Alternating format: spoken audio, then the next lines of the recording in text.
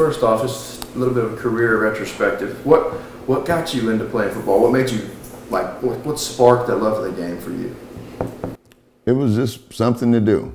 You know, growing up as kids, we did sandlot. And every year we had a turkey bowl.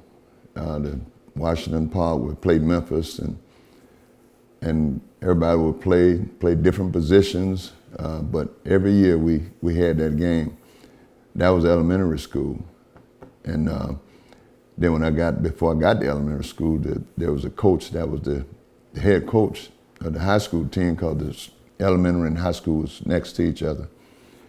He would sometimes venture off to the elementary school and have a belt behind his back, and he'd pop you on the butt and say, "I want to see you on that football field." And so finally, at my 9th grade year, we came home. We were farm workers, so came home and started playing football.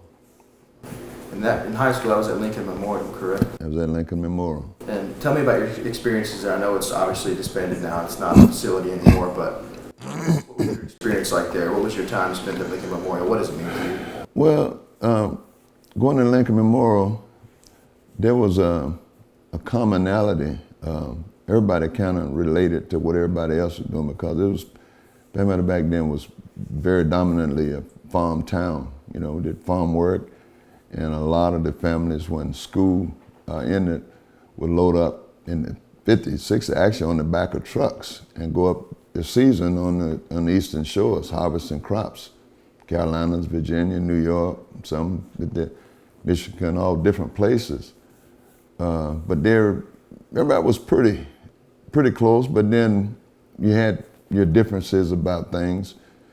Sports-wise, we had great athletes. I didn't consider myself a great athlete, but I worked hard, and I never gave up. I get beat. I remember Raymond Bellamy, who actually was the first black to sign to go to a major college in the Southeast United States. He was a senior, I was a freshman, and I was I think it was offensive tackle, or defensive end. He was a defensive end.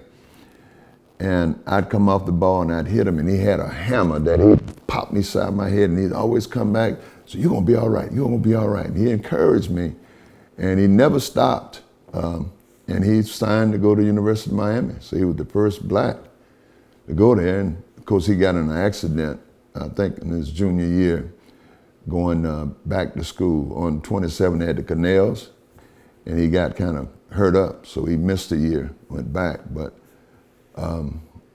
we had guys like Willie Jones, who was probably, from my perspective, would have been the best linebacker ever to play in the NFL. But the Dolphins drafted him, and he decided he didn't go.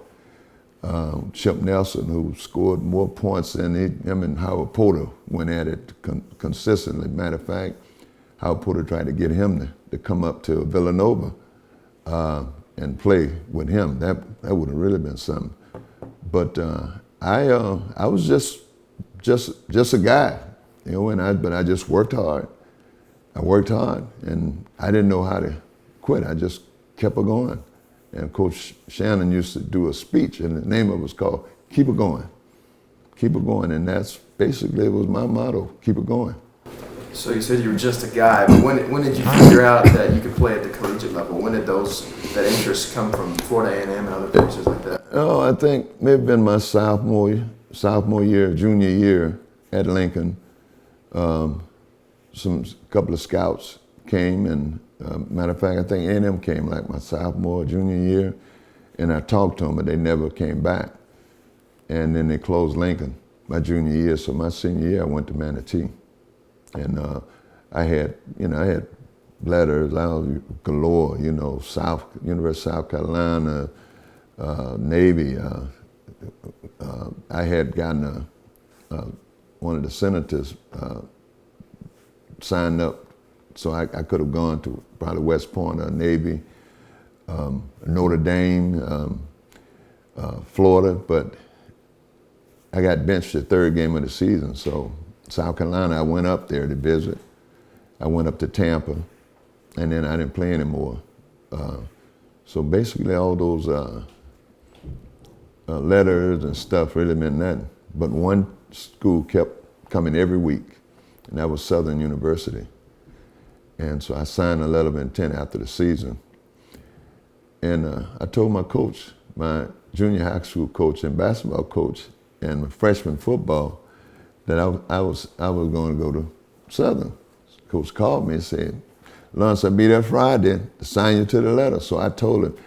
And him and my head coach at Lincoln, they're both about 5 feet tall, maybe 4'11". I mean, but they were the real deals. And I told Coach Clement I was going to go to Southern. He said, "No, you can't go to Southern." He never raised his voice. That's when he said, "You our last hope." He said, "You can change." They've never given our kids from Manatee, Sarasota, a break. You know, you could change that. And man, it's something when somebody, believe in you like that. But I told him I was going to Southern. The coach had called, see if it could be down with the national letter. He said, "You can't go to Southern." So actually he ended up threatening me. And I knew by then, because I had an altercation with him my 7th grade year, and he put the paddle on me. And so he threatened me. And so okay. Coach came down, we went out to the tomato field, found my mom and signed a scholarship. And I went there and dealt with the same kind of crap. It wasn't racism, but a different kind of discrimination. And in either way, it's wrong. I don't care who does it or how they do it. But I stayed. And the coach that came down to sign me became head coach my sophomore year, but he got sick. And Coach Jim Williams, who made Blake High up in Tampa, legendary, was at the University of Tampa. That was his uncle. And he came to A&M that year, the spring of my sophomore year. And he spoke with me and asked me why they were taking me out the game now. I said, "That's just the way it's been." And so he said, I was at defensive end then. And he said, "I need an offensive tackle." I didn't want to go play no offensive tackle. Man, I liked one at the quarterback, When they finally did let me in, I had 12 tackles and 4 sacks in the game. Everybody said, like, "Wow, where has he been?"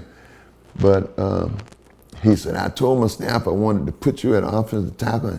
And ran through the pads. I said, "Oh, he ain't got no guts. And he ain't got no this and that and that." And so he said, "This kid got more harder than any kid I ever coached." And so finally, I stood up at attention. I coach, I'll do it. So that's how I ended up back at offensive tackle. And I went in with the second team, and 3 scouts was there. And I went downfield and threw a block. No linemen were doing that. I don't think they weren't even doing it in the NFL. And they started watching me. And at the practice, they timed me. I did a 4.7. And they wanted me to run it again because they didn't believe it. And I ran another one. And big headlines came in the paper. Pittsburgh Courier said, "Killer gets new position." And the next week, there were more scouts there. I think maybe that had ever been there. I just kept doing what I do and went through my junior year.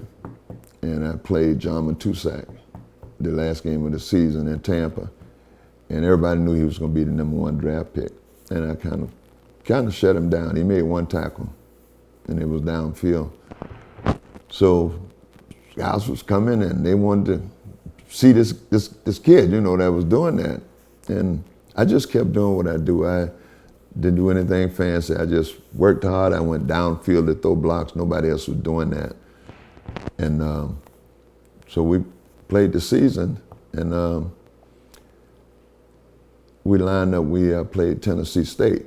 Ed Tutal Jones was on Tennessee State. I started the game at fullback, and I had to go and put on another jersey because they couldn't deal with Ed Tutal Jones. Nobody could really deal with him. He was a monster.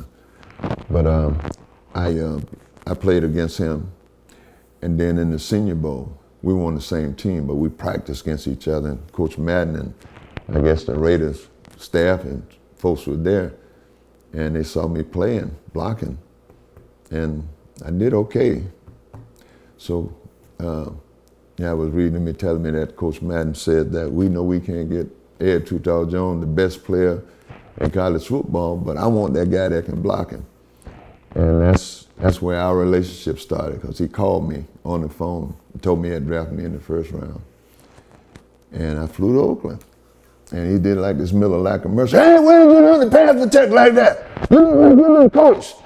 And I said, well, my coach taught me. I had learned something in high school, and then my college coach, Jim Williams, the Blake High School, that taught me the rest. He said, you're going to be a great player. And we just clicked, you know. He was kind of like another daddy, man. And his boys would come to training camp, and they'd hang out with me, and I loved hanging out with them. We'd talk, and I'd tell them stories and stuff. And I got a chance to actually went back last week to his funeral and sang me and Dave Casper. But he was a big figure in my life. His wife also, the whole family, much love, and they will always be my family. And of course, the Davis family also.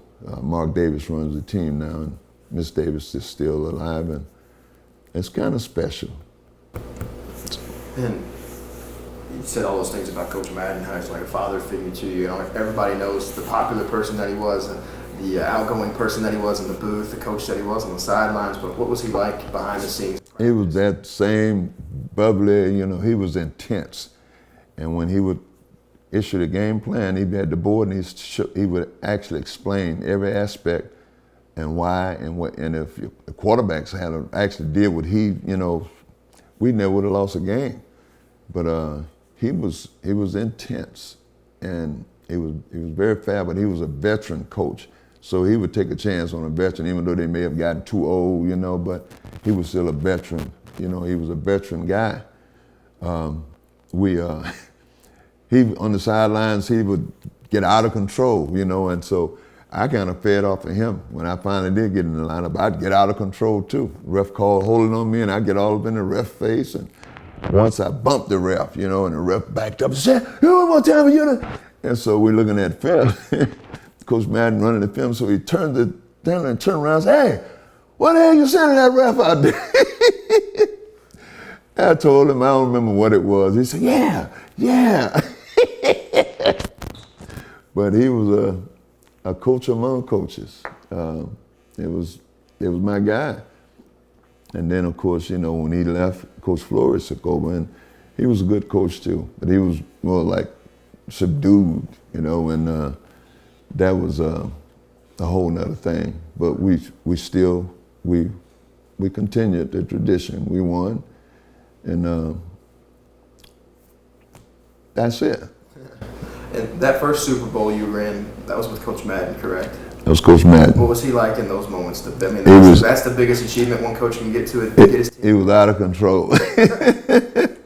And he'd be jumping up, he'd turn red, and we call him Big Red, Gene Upshaw was great with quotes, and he'd be jumping up and down, and earlier I wasn't a starter, but I used to just sit and just marvel at it, it was like it, and then he'd say, control fanaticism, and that, there's a big difference, as a matter of say, go out there, knock the head off and this and that and that, but if you're not under control, it's going to hurt the team. And this thing was controlled fanaticism, nothing illegal, but, intensity. And that was his thing, controlled fanaticism. And I'd go around and say, controlled fanaticism. Say, yeah. What was that like for you playing in Super Bowls? I mean, every kid that loves football says, I want to play in a Super Bowl. Anybody could say it, but to actually get there and achieve that and win 3 rings, what was that like for you? It was the ultimate. It was the ultimate. My first Super Bowl, my 3rd year, and I wasn't a starter. I played a lot. I went in as the 3rd tight end. I went in on field goals and extra points, and I was on the receiving team. And but I got to play a lot in the Super Bowl because they did a lot of 3 tight ends. So I went in, and normally we ran the ball to the left. And guys would stack up over there, but Coach Madden sent the plays in, short yardage goal line, and I was one of And matter of fact, we beat Pittsburgh, I think, by 2 or 3 touchdowns. But all those other 4 games, AFC championships, we lost by less than 3 points. But he was, that was my guy, you know. That's my guy, and his wife, I'm in Virginia. The whole family is special. What do you think his lasting impact will be on the game? People that are growing up now and watching football that never got to experience Coach Madden, either in the booth or as a coach or just as the figure that he is, what kind of impact do you think he'll have on future generations that can look back on history and know who he was? Well, the Madden game, you know, they'll know. I mean, kids now know. They didn't know him as a coach, but they knew him about the Madden game because it teach. He was, like I said, he was a great teacher. And kids that never played a down of football play that game, and they're proficient and efficient at it. He will always be around because the Madden games, I don't think it's going anywhere anytime soon. I feel very blessed that I was able to make the All Madden team, and I feel blessed that I had an opportunity to be in his life and him be in my life. That's it. So. And there's a couple other unique experiences you had while you were in the league. You guys were in Oakland, and then you moved to Los Angeles. What was that like? I mean, that's got to be, to get the news to understand all that's going to happen. I know it's still in the same state, but that's got to be a unique situation for players. Oh, man. Hollywood swinger. Well, the first year I think it was 82. Every game we played was an away game because we lived in Oakland. So we'd fly down to LA to play, and we'd fly wherever else we were playing to play. So every game was a road trip. And it was kind of exciting, but I hated leaving Oakland. I mean, I just bought a place up there, and I just loved the atmosphere. It was a different kind of atmosphere. And LA was, you got a whole lot of, everybody's Hollywood, you know, and you don't know what's what. Phony folks, and they were more real, people were more real in Oakland. But things move on. And what do you think about the state of the franchise now in Las Vegas? So another big move. What do you think Vegas is like? What do you think that would be like for you? If you were playing now, what would you think about Vegas? Well, if I was playing now? Yeah. I'd have my off season. I'd be lined up in one of the showrooms doing concerts. But it's a different kind of experience. But then that goes with change. Everything has changed, and you know, once upon a time the NFL, no, nothing to do with gambling and all this stuff. But hell, the gambling, everything, they run everything. Yeah. You know, so the thing is self-discipline, which is going to be very important with the Raiders because it don't take much to get out of line, to get on a whole different, and you've seen it, you know, players, you know, taking guns and guys getting drunk and running over people, you know, vehicular homicides and all that kind of stuff. It's going to take discipline. And that's with anything, even if it wasn't Vegas. And I think that it should be dealt with, not as no superstar or whatever. It should be dealt with, you know, from a legal perspective, because you have a responsibility to do what you're supposed to do. And in your time, you played with a lot of great players. I know towards the end of your career, you played with Marcus Allen, correct? What was it like blocking for a running back of that stature? The guy that's really one of the best running backs ever played. It was great. I got an opportunity to block for Mark Van Egan, who was a great runner, Charlie Smith, and Clarence Davis, who ran for 127 yards in Super Bowl 11. And then, of course, we had Frank Hawkins came in, who led the country in college, played with Marcus. And the unfortunate thing is they didn't utilize him. He was as good a runner. So you had two threats is better than one threat. But we kind of always operated like that, you know, and teams knew what was going on.